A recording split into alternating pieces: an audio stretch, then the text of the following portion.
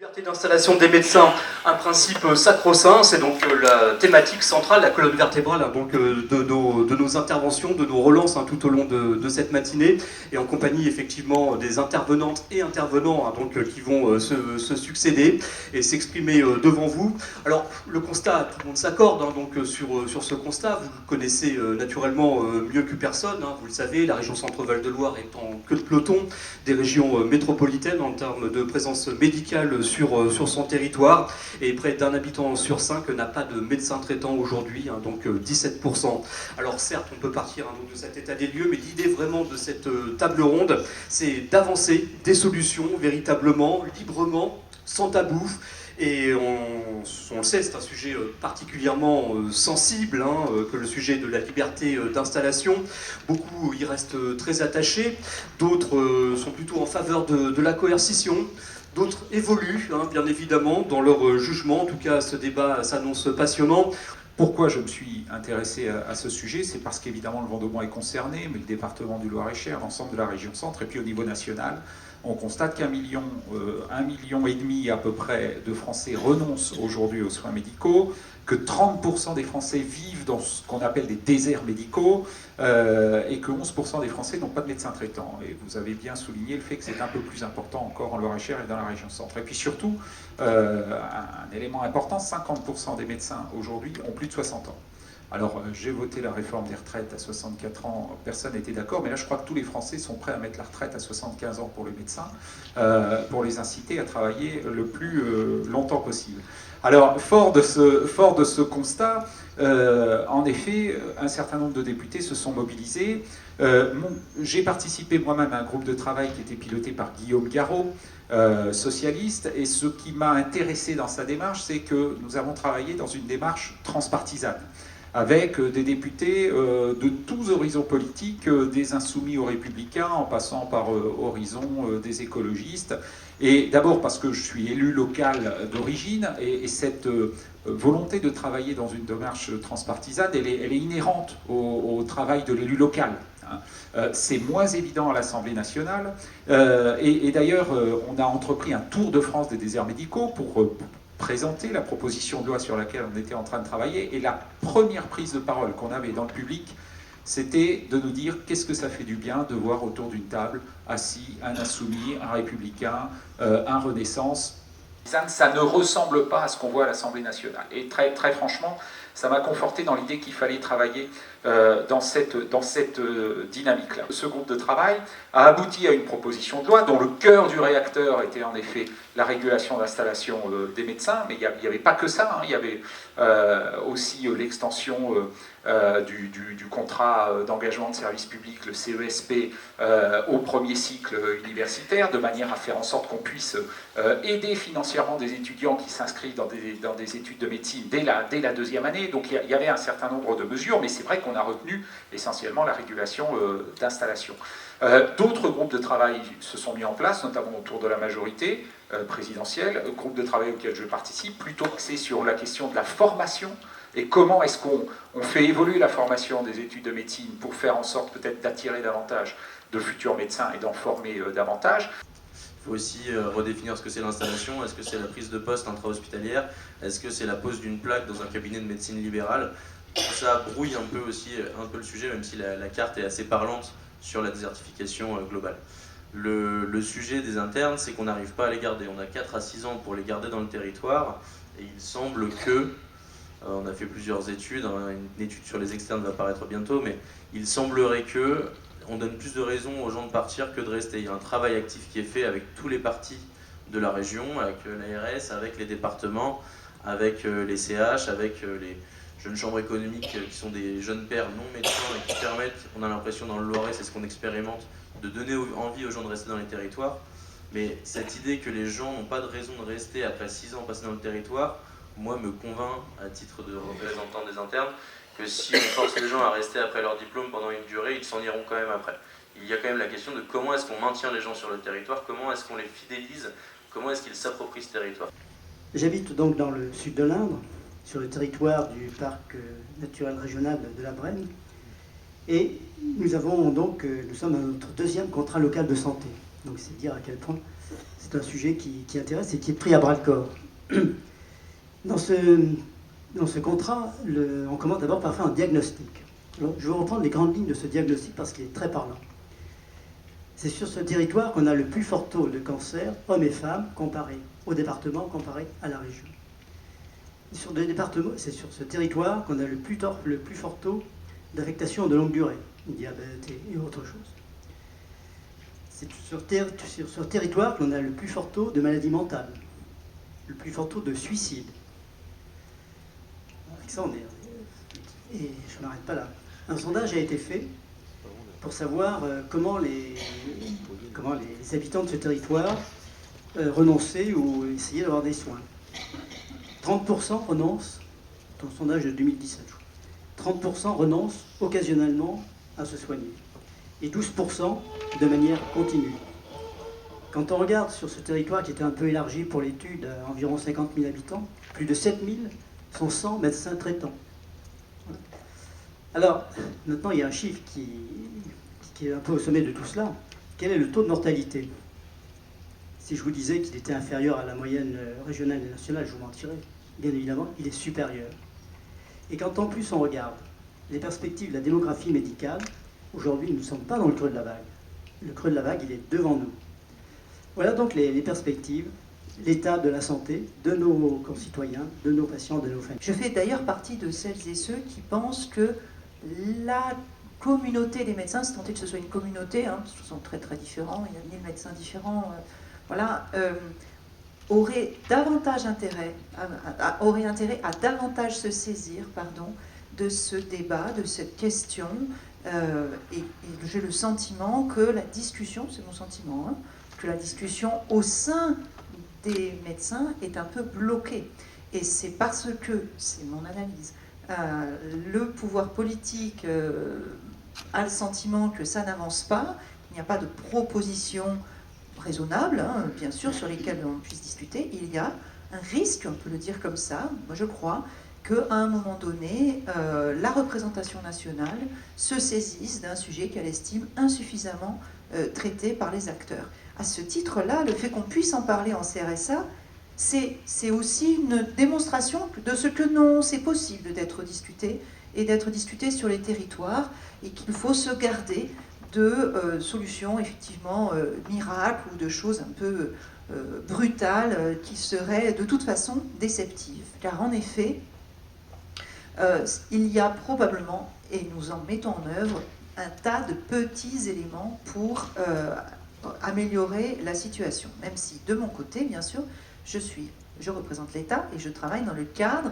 qui nous est défini par le pouvoir législatif et bien sûr tous les décrets d'application, etc. Mais ce qui je trouve intéressant dans votre débat, donc, c'est l'émotion qu'il suscite, parce que je pense qu'il ne faut pas balayer cette émotion, c'est en tant que telle, me semble-t-il, un problème, mais cette émotion, elle s'explique aussi probablement parce que ce sujet en charrie beaucoup d'autres. Ce sujet charrie notamment les conditions de formation des médecins, les conditions de déplacement tous les 6 mois, où effectivement absolument pas libre. L'interne n'est absolument pas libre de choisir là où il va se former. Alors on est rarement libre quand on va se former quelque part, mais c'est vrai que là les conditions qui leur sont imposées et la durée de cette formation conduit certaines et certains à considérer qu'ils ont fait leur part. Et que les contraintes se répartissent de manière générationnelle dans la communauté des médecins. Je le regrette, je le comprends, mais je le regrette. Et aussi, quand même, un petit mot qui n'a pas été dit en introduction, je ne vais pas me faire que des amis, mais je le dis, nous sommes nombreux à être soumis à la non-liberté d'installation. Les enseignants, les magistrats, les policiers, les directeurs d'hôpitaux, plein de gens très qualifiés. Alors moins, c'est vrai, ils n'ont pas fait toutes les années d'études, et chez nous en France, on a tendance à hiérarchiser la valeur des gens, voilà, au nom du nombre de lignes qu'il y a sur leur CV. Je n'y crois pas, pour ma part. Alors les magistrats n'ont pas la liberté d'installation, les avocats, oui. Donc voilà, il y a aussi si on regarde dans le milieu de la justice, avec un ordre d'ailleurs également, et puis les enseignants, on peut dire, ben, c'est pas non plus un modèle de gestion des ressources humaines qui nous fait rêver. Hein, mais il n'empêche, il y a quand même des gens qui arrivent à vivre. Effectivement, c'est le patient, au final, c'est toujours lui qui va subir. Vous avez raison de nous le rappeler. On l'oublie parfois trop souvent. Néanmoins, je ne représente pas un point de vue syndical de seniors. Je représente l'intérêt des internes, donc des médecins en formation. Je représente aussi l'idée qui est voulue par notre syndicat, effectivement, d'essayer de casser ce cercle vicieux. On sait tous que c'est très difficile et je n'ai aucun doute que vu la formation que j'ai eue, formation élitiste, dans un milieu pas forcément toujours très sain, je puisse arriver en ayant fini mon internat et à rentrer dans ce cercle un peu facile. J'essaierai de m'en défendre. Et néanmoins, c'est la vision qu'aujourd'hui, en tant qu'interne, en tant que médecin en cours de formation de notre territoire, j'ai envie de défendre. Et c'est l'envie, et c'est ce cycle, ce dynamisme qu'on essaye d'imposer à nos internes quand ils arrivent. Auparavant, nos internes arrivaient en arrivant à Tours. Aujourd'hui, on les accueille dans la région. Il y a une idée territoriale, il y a une idée quand même de compréhension et d'assimilation à notre réalité pour les internes. Quelque chose qui manque, la discussion bloque chez les médecins, certes. Est-ce que les médecins sont aussi questionnés sur ces sujets-là avec franchise? Est-ce qu'on ne les aborde pas aussi en allant chercher le débat un peu facile? Je pense qu'aujourd'hui, on n'aurait eu que des médecins autour de la table, peut-être qu'on n'aurait pas parlé. Parce que on serait allé au clash directement, on a une tendance à vouloir avoir raison aussi, surtout les uns avec les autres. Je ne pense pas que ça soit la façon de faire discuter les médecins, en tout cas d'aller à la provocation. Comment nous faire réagir? Évidemment, c'est toujours le patient qui est au centre de notre exercice. La médecine, c'est de l'humain. La médecine, c'est une relation entre un patient et des soignants. On parle du temps de travail des internes, c'est un sujet qui est à la mode. On ferait mieux de parler du temps soignant des internes. Le temps de travail que je fais, qui est effectif sur du temps soignant, il est dérisoire aujourd'hui. Le nombre de courriers qu'on écrit qui ne sont pas lus, qui ne sont pas suivis parce qu'on n'a pas de médecin traitant, c'est du temps qu'on ne passe pas avec les patients, c'est du temps qu'on perd et que les patients perdent avec un soignant. Donc il y a ce sujet-là, on parle depuis des années de simplifier aussi sur le plan administratif la médecine. Écoutez, moi j'en ai pas vu la trace sur le terrain. Et c'est du temps que je ne peux pas passer avec les patients. Autre chose, c'est qu'il y a une inégalité aussi de répartition. C'est un sujet prégnant, on en parle très régulièrement avec la faculté et puis avec l'ARS, de répartition des internes dans le territoire. Il existe aujourd'hui aussi une problématique, c'est que pour former des internes dans le territoire et pour les attirer sur ces lieux et pour en fait donner les médecins de demain dans nos territoires, il faut des services, il faut des médecins libéraux qui sont en capacité, qui ont l'agrément d'accueillir des internes. Aujourd'hui, on en arrive à un stade dans la région où on voit poindre les premières pertes d'agrément par manque d'encadrement. On en est là. Donc nous, moi je pense que les années faisant, qu'on va avoir des résultats d'ici une dizaine d'années et que dans 10 ans, quelles que soient les décisions qu'on aura prises collectivement, parce qu'il faut que ça vienne de l'usager, du médecin, du politique, de la société dans son ensemble, on aura des résultats quels qu'elles soient. Dans 10 ans, ils seront peut-être progressifs, mais en tout cas, ça va évoluer. Néanmoins, là, pour l'instant, on est dans une situation où moi, aujourd'hui, je ne peux pas assurer à l'Indre, si les médecins ne se forment pas pour accueillir des internes, d'avoir des internes. Et c'est un cercle vicieux qu'on a du mal à couper. Dans 10 ans, le problème sera, je l'espère, derrière nous. Aujourd'hui, il est devant nous. Hein. Que va-t-on faire dans les 3-4 années à venir? Et je comprends tout à fait la position des internes. C'est vrai qu'ils ont des études longues avec de nombreuses contraintes qui sont moyennement rémunérés, quand ils terminent leurs études, ils sont pratiquement pères de famille ou qui rentrent un peu dans la vie active, et se délocaliser, c'est pas simple. Je le comprends parfaitement. Mais cette réponse, disons, on peut admettre, quand on est sur le terrain face à une personne qui n'est plus soignée, on se dit, mais que se passe-t-il? Quand on sait que les médecins qui arrivent sur notre territoire sont pour la plupart non pas issus de la faculté de médecine de Tours, mais arrivent de l'étranger ou autre, ça pose question. Donc, je suis prêt à admettre le point de vue de chacun, mais il y a quand même un devoir de solidarité, un certain sens civique à avoir. Si on fait des études de médecine, c'est pas simplement pour gagner sa vie. J'espère qu'il y a aussi une autre motivation, celle de soigner, celle de rendre service, celle d'être utile. Moi, quand j'ai fait toute ma carrière dans la marine, je l'ai fait avec cet esprit de service. Et je crois que être médecin, c'est aussi servir. Et je crois que ce terme-là, servir, s'engager, il ne faut pas le perdre de vue. Poser la question qui peut-être manque dans la question qui vous est formulée à la fin de cette séance, c'est la question du terme. À quel terme, si on devait mettre en place une régulation un peu plus forte de la liberté d'installation, ça serait à faire quand, pour que ce soit efficace? Parce que, en fait, ce qui compte, c'est que ce soit efficace, c'est pas de se faire plaisir. Bon, Aujourd'hui, s'il y avait une contrainte qui s'imposait à l'installation de la prochaine promotion qui sort, ça n'aurait aucun effet. Ça n'aurait aucun effet. Il n'y a pas assez en France de régions surdenses pour alimenter les régions sous-denses. Donc quand on est en période de pénurie et qu'on répartit la pénurie continue d'exister. Donc le sujet peut être aurions-nous dû, il y a 15 ans, ou faudrait-il d'ici X années, au moment où il y aura un peu plus de médecins, etc., et que les médecins, les jeunes ne sont pas encore rentrés dans les études de médecine, c'est-à-dire une sorte de nouveau contrat social, la durée des études de médecine exigeant peut-être que de nouvelles règles ne puissent s'appliquer qu'aux générations qui n'ont pas encore fait ce choix. Voilà. Donc, mais clairement, ça ne répond pas, je ne réponds pas au court terme, en tout cas pas avec cet outil-là. Sur le court terme, on essaie tout un tas d'autres choses, les sujets de zonage avec les limites que l'on connaît, les sujets de qualité de l'accueil des internes, on essaye d'y travailler, et vous essayez aussi beaucoup, l'aide au logement, l'aide au transport, tout un tas de dispositifs. Les collectivités territoriales sont elles aussi très engagées, donc il y a de très nombreuses mesures, dont certaines d'ailleurs montrent des petits effets.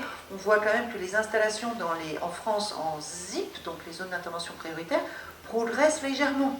Hein, les médecins qui sortent, qui deviennent les jeunes nouveaux médecins, les primo-installés, s'installent un tout petit peu plus en ZIP qu'il y a 2 ans.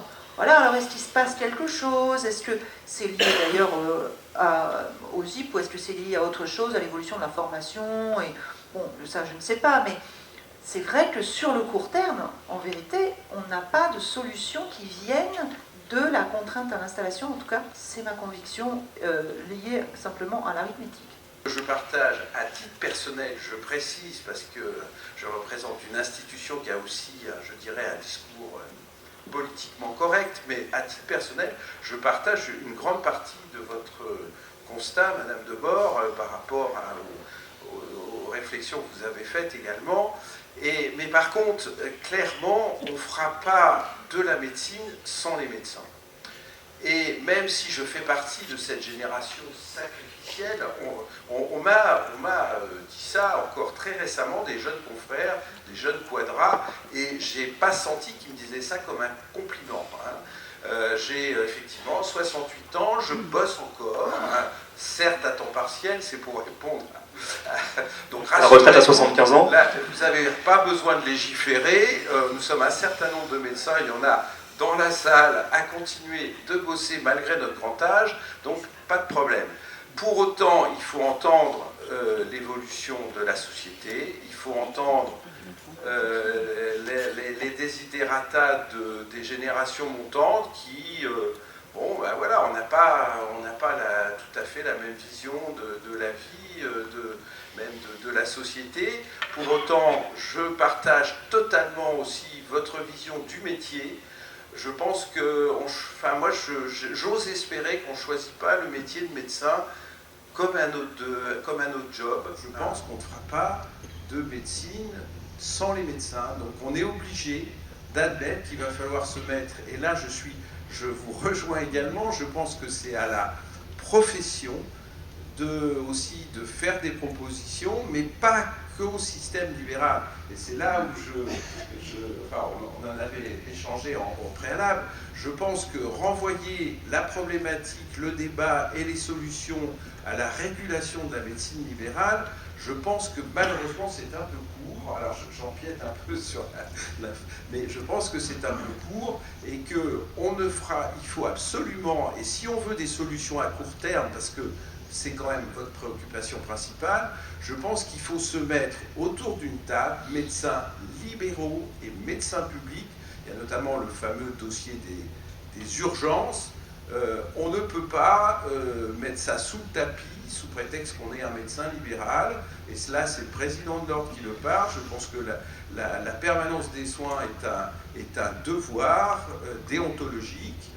Donc là, je vais faire plaisir à certains et peut-être moins à d'autres, mais pour moi, je considère que là, c'est par exemple un sujet qu'il faut aborder en évitant évidemment autant que faire se peut la coercition, mais c'est quand même une des solutions pour éviter les engorgements des services d'urgence. Par exemple, un petit exemple, hein.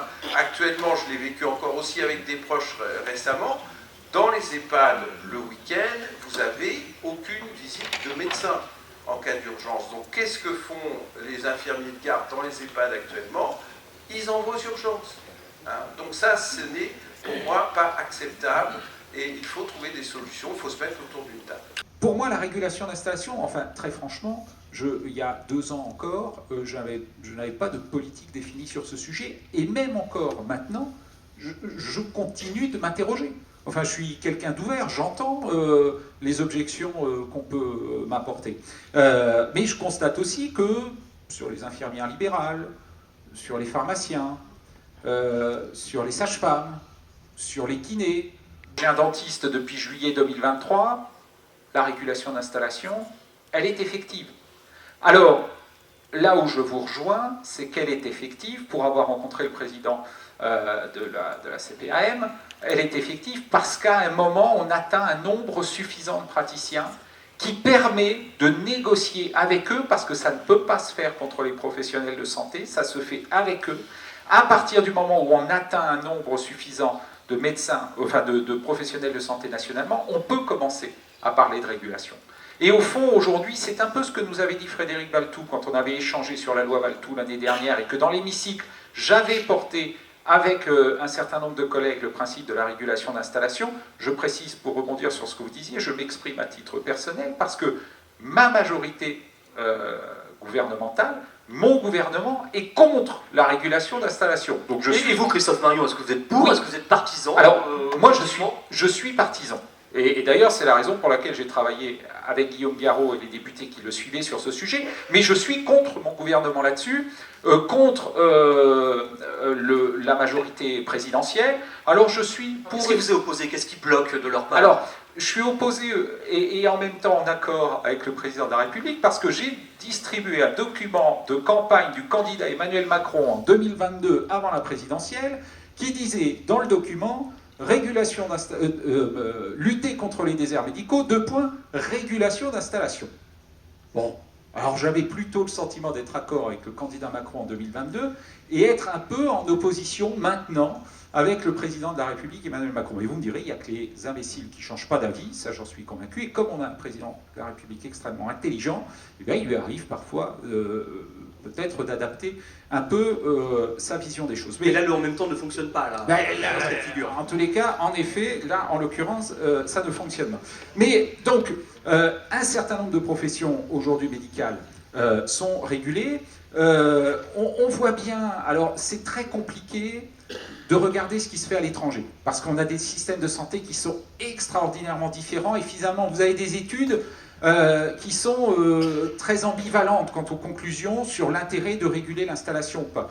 Et j'ai souvenir notamment quand même d'une étude de la direction de la recherche, des études, de l'évaluation et des statistiques du ministère de la Santé, l'adresse, qui était extrêmement nuancée sur ces conclusions, mais qui finissait par dire quand même les exemples internationaux vont plutôt dans le sens d'un impact positif d'une politique de régulation des installations sur l'équité de la distribution géographique. Alors, c'est très policé. Hein, oui, c'est très policé, mais parce que c'est très complexe de comparer des systèmes de santé internationaux qui sont quand même profondément différents. Alors, ce qu'on me répond, et j'entends, on me répond aujourd'hui, la France est un immense désert médical. Ce qui est globalement vrai, même si on a à peu près, on estime, à 13% du territoire national qui n'est pas concerné par la sous-densité médicale. 13%, c'est pas rien quand même. Et puis la réalité, c'est qu'on a créé une 4e année de médecine pour favoriser l'installation durant cette 4e année dans des déserts médicaux, ce qui veut dire quand même qu'il y a des déserts médicaux et des territoires qu'on ne considère pas comme des déserts médicaux. Et puis surtout, peut-être dernier point sur lequel je voudrais insister, mais il y a beaucoup de choses que je voudrais dire, la régulation d'installation, si c'est peut-être une partie de la solution, il y en a d'autres, hein. C'est les technologies nouvelles médicales qui vont favoriser, je pense au projet du département avec ses valises connectées qui permettent d'aller au plus près des territoires pour apporter de la médecine, mais la délégation de tâches, la prévention, etc. Après, il faut bien s'entendre sur ce qu'est la régulation. Pour moi, la régulation d'installation, ça n'est pas imposer à un médecin d'aller quelque part. Dans la proposition de loi que nous portions, la régulation d'installation, c'était de dire il y a aujourd'hui des territoires qui ne sont pas des déserts médicaux, nous n'autorisons pas l'installation dans ces territoires, sauf départ en retraite. Ce qui veut dire qu'on ne déshabillait personne. On ne disait pas, il y a des médecins qui sont un peu plus nombreux dans un coin, on les enlève pour les mettre ailleurs. On disait simplement, il y a aujourd'hui des territoires qui ne sont pas considérés par une sous-densité médicale, et bien dans ce cas-là, on n'en rajoute pas davantage, on n'arrose pas là où il pleut, on bloque les installations, sauf remplacement d'un départ en retraite, comme ça on ne déshabille personne, et par contre, bien évidemment, ça veut dire qu'on s'installe dans des aires médicaux ou des régions sous-denses. C'est quand même une régulation extrêmement light, hein, vous en conviendrez, d'autant qu'aujourd'hui... Et ça répond aux enjeux véritablement qui se posent devant nous là? Alors, moi je suis plutôt d'accord avec ce qui vient d'être dit. À mon sens, ça fonctionnera, ce système, dès lors qu'on aura en effet un nombre de médecins conséquent. Et en effet, vous avez raison, on n'est pas encore dans le creux. Hein. On estime qu'il va falloir attendre peut-être 2032 pour que les effets de la fin du numerus clausus, par exemple, commencent à porter ses effets. Mais je crois, me semble-t-il, que c'était un signal qu'il était important d'envoyer aujourd'hui aux usagers qui sont dans la difficulté. Alors, pour le moyen terme et le long terme, oui. Mais le court terme, là, alors, 3 ans pour reprendre l'échéance évoquée par M. Jouot. Mais pour moi, ça passe par la délégation de tâches, un renforcement peut-être de la délégation de tâches, c'est-à-dire de considérer aujourd'hui qu'il y a des pharmaciens, il y a des infirmières qui vont pouvoir pratiquer un certain nombre d'actes, de gestes qu'aujourd'hui ils ne sont pas autorisés à faire, pour soulager, pour apporter du temps médical. Mais c'est aussi la mise en place des assistants médicaux pour faire en sorte qu'un médecin il ait un peu plus de temps à consacrer à la pratique médicale. C'est aussi la simplification dont vous parlez. Si vous ne demandez pas d'exonération de taxes sur le GNR, ça me va. Mais voilà, c'est aussi tout le travail sur la simplification qui est quand même aujourd'hui au cœur de la réflexion. Attention aux incitations financières, parce qu'aujourd'hui, c'est quand même du côté des collectivités territoriales, communes, communautés de communes, départements, régions, c'est la course à l'incitation pour favoriser l'installation dans telle ou telle partie du territoire. Il y a beaucoup d'argent public mis sur la table avec des phénomènes de concurrence entre territoires, et surtout aujourd'hui la Cour des comptes commence à regarder ça en disant mais on n'a pas du tout d'évaluation de ces politiques d'incitation. Donc oui, je veux bien qu'on mette toujours plus d'argent pour attirer tel ou tel professionnel de santé ou pour l'aider à financer ses études, ça existe, c'est le CESP, mais attention avec le message qu'on donne. Nous travaillons au sein d'une task force, avec quelques-uns d'entre vous d'ailleurs, pour travailler sur l'attractivité des métiers. Et on se pose actuellement 3 questions et qui viennent vraiment en complément de ce qui a été dit. D'abord, c'est combien on a besoin de médecins? C'est une question qui est simple, mais qui est extrêmement compliquée, surtout que tout à l'heure, si je vous ai bien compris, il a été indiqué par certains qu'il fallait attendre un certain seuil pour savoir comment on pouvait réguler. Je peux vous assurer, cher Christophe, que la question, elle est tout sauf simple. Et même avec les plus grands experts que je côtoie actuellement, la question du besoin en médecins dans un territoire, c'est vraiment très compliqué, mais on va essayer quand même de vous donner tous les témoignages qu'on a eus sur cette question, qui encore une fois est d'une complexité redoutable. Ça a été dit très bien, comment on les sélectionne? Il y a un vrai sujet sur les modalités de sélection. Avec en toile de fond quand même l'exigence de l'efficience et de l'excellence de notre médecine de France. Parce que ça n'a pas été dit. Mais on est un des pays quand même où il y a des médecins de grande qualité, et des grands chercheurs, des grands enseignants, des grands professeurs et des grands praticiens. Et ça, il faut le dire aussi, parce que souvent, ce n'est pas qu'une question de nombre, c'est une question de qualité. Et comment on peut sélectionner sur notre territoire, et notamment en toile de fond, je rejoins la CFDT et puis le représentant du Césaire, c'est effectivement comment on peut sélectionner dans le territoire et essayer d'ajuster Parcoursup, parce qu'il y a des sujets de Parcoursup. Et puis la troisième question, sans entrer sur la pédagogie, même si la question des humanités se pose à la faculté de médecine, c'est comment on organise humainement et matériellement l'enseignement. Et ça a été évoqué sur la notion de territorialisation du temps. Je pense qu'il y a un vrai sujet sur l'importance d'avoir des lieux d'excellence de formation dans les métropoles, mais il est aussi important de ne pas oublier les territoires qui sont dans notre région pour universitariser ces territoires. Il y a une demande très forte et il y a un besoin très fort. Ça, je pense que c'est des éléments consensuels qui doivent permettre de sélectionner des collégiens et des lycéens qui sont sur nos territoires, parce que ça a été dit, il y a une forte attractivité des écoles en santé, si on l'élargit. Il y a beaucoup de candidats, il y a beaucoup de candidats à la faculté de médecine, il y a beaucoup de candidats dans nos instituts. Après, effectivement, c'est comment on retient celles et ceux qui sont sur nos territoires, parce que tu as cité, Christophe, une étude très intéressante de l'adresse. Cette étude de comparaison internationale, elle est nuancée, évidemment, parce que c'est un sujet complexe, mais elle dit une chose simple, c'est quand on forme les personnes sur un territoire donné et qu'on les forme, il y a une très forte probabilité qu'ils restent sur leur territoire, ce qui ne les empêche pas, pour rassurer les universitaires, cher Emmanuel, qu'on peut faire Erasmus, on peut être dans le Loir-et-Cher ou dans l'Indre, dans le Cher, faire Erasmus, mais si on a fait ces études dans le département et dans la région, il y a une très forte probabilité qu'il reste. Il y a beaucoup de pays qui fonctionnent comme ça. Donc,